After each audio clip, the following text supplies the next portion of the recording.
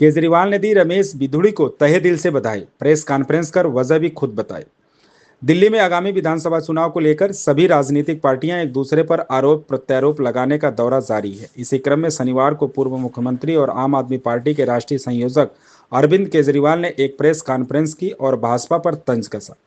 केजरीवाल ने कहा कि चुनाव में सब लोग जानना चाहते हैं कि किस पार्टी का कौन मुख्यमंत्री का उम्मीदवार होगा। हमारी पार्टी ने तो निर्णय लिया है कि केजरीवाल हमारे सीएम होंगे, लेकिन भाजपा का पता नहीं चल पा रहा कि उनका सीएम उम्मीदवार कौन।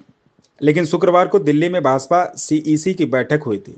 मुझे सूत्रों से पता चला है कि इस मीटिंग में दिल्ली के सीएम पद के लिए बीजेपी ने रमेश बिधूड़ी के नाम पर मुहर लगाई है।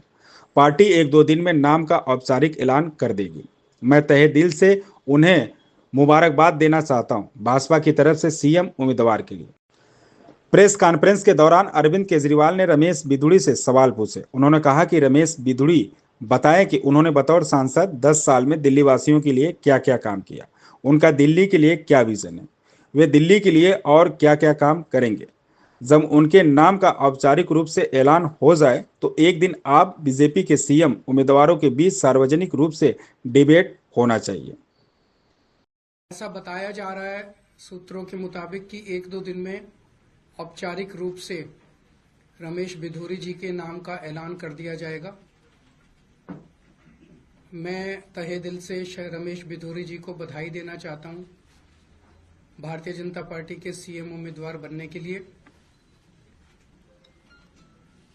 मैं दिल्ली की जनता की ओर से मांग करता हूं कि रमेश बिधूड़ी जी बताएं कि उन्होंने 10 साल सांसद के तौर पे बतौर सांसद उन्होंने 10 साल दिल्ली के लिए क्या क्या काम किए।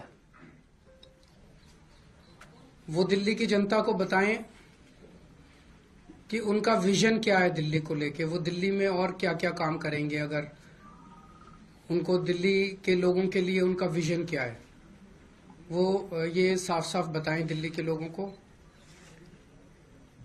और जब उनका औपचारिक रूप से ऐलान हो जाएगा